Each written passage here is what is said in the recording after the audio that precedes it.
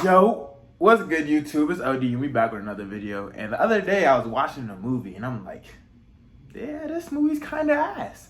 And it was just like so much blatantly obvious ass stuff in the movie. So I was like, why not break it down and show you what I'm thinking about? So without further ado, actually, before we even get into the video, if you're new to the channel, feel me, you're trying to run it up, so like and subscribe, share the video, do all that fun stuff. But that being said, now let's get into the video. To not see the title or the thumbnail, which would be kind of weird considering you clicked on this video. But that's besides the point. The movie that we're reviewing today is For the Love of the Money. And it's a movie starring Carrie Hilson. And I feel like if she wasn't the lead actress, it would be even worse because she's such a pretty face to look at. But like, it kind of gets played out because it seems like every character in the movie just flirts with her. Opening scene, we see Carrie Hilson, or in the movie, her name is Gigi, and her daughter talking about her performing for the church the next day. And I'm going to be dumping on this movie a lot, but one thing I can say was good about this movie is the soundtrack, because a lot of the songs were pretty good, actually. But that's besides the point. After this random scene, we get into one of the main plot points of this movie, being the fact that Gigi can no longer afford to pay for her daughter's schooling, and she's arguing with her ex-husband, Greg, about how they're gonna pay for it. And then Greg delivers one of the most memorable lines of the movie. Either you gonna be a boss-ass bitch, or you gonna be a begging-ass bitch. When I heard this, I kind of thought, oh, this might be a good movie, but I was thoroughly mistaken. But it serves as a good plot point for where this movie's gonna go. Like, she basically needs to find a way to make money, and she's already late on her bills, and she can't afford the house anymore. So, like, it's gotten to a point where she's run out of options. Then we get to quite possibly the worst scene of the movie. Like, the daughter, okay, I looked it up. Her name is Ashley, but we get to the scene and it's her playing basketball. And I have nothing against women playing basketball, but you can tell she has never played basketball before. First of all, that form is horrible. Second of all, she got the steal and pulled up. Like, if that was me, I would have got taken out. That was a terrible shot. Get that weak mess out of here. And then the girl had the audacity to say, get that weak mess out of here. Like, she didn't just foul her. Then we quite possibly see the worst move. She real life did this and broke her. There's no way. If you don't know, I like basketball for real. So I'm really hyper analyzing the scene, and the more I watch it, the less it makes sense. First of all, the foul was on the shot, so she should have been shooting too. But that's besides the point. They take the ball from under the basket and they pass it to her after that weak ass move, I might add. And then she turns around and shoots it. Why would she have to turn around and shoot the ball if the ball is coming from under the basket?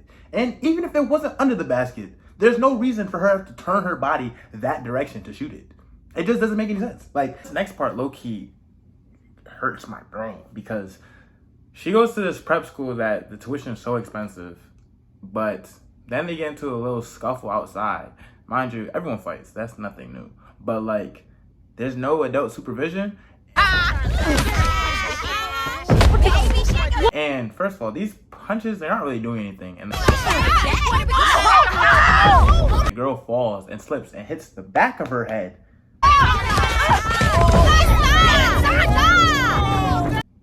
And then the front of her head starts gushing, and apparently, we find out later on, it puts her in a coma.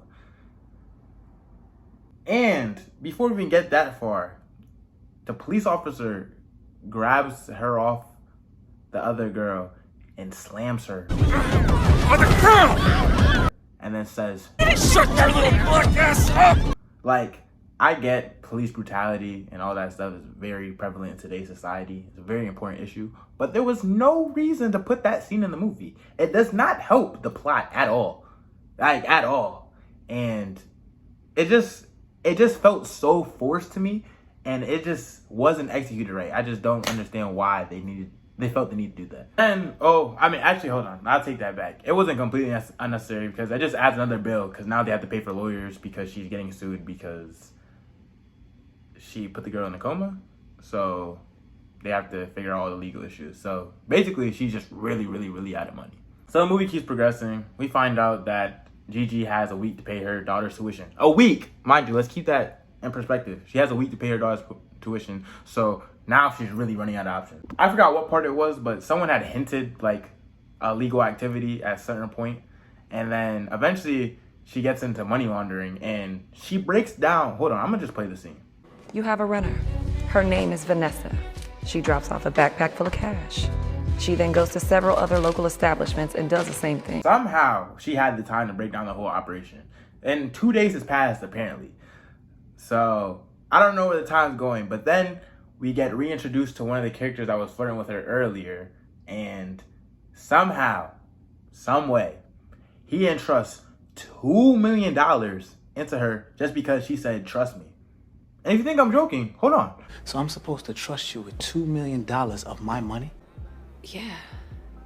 Yeah? Now let's really put this in perspective, right? So she was tracking their whole operation for 2 days. Mind you, I don't know how she didn't get caught, but that's besides the point.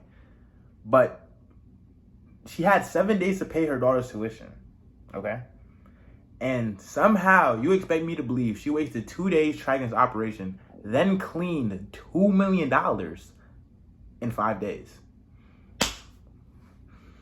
I didn't say it before, but the drug dealer, whatever his name is Trey. So he is the one that has all the money. And Gigi, it gets to a point where he doesn't trust Gigi anymore, so he puts his man Bobby, DC Young Fly, in on the operation. And Gigi does say he's gonna mess the money up. And what does Bobby do? He messes the money up.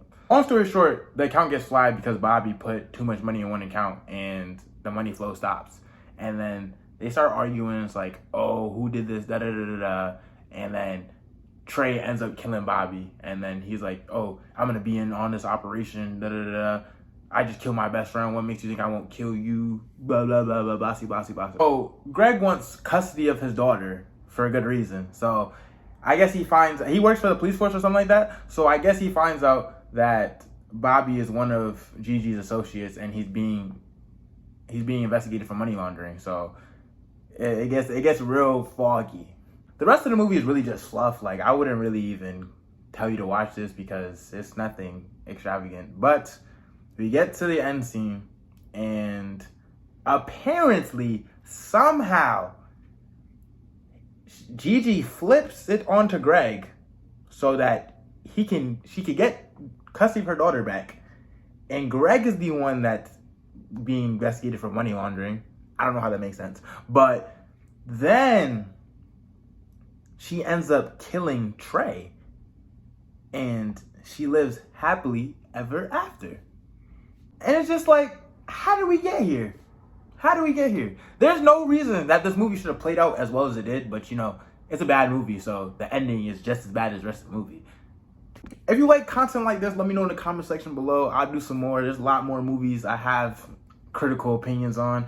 And yeah, we'll be back next time with another video.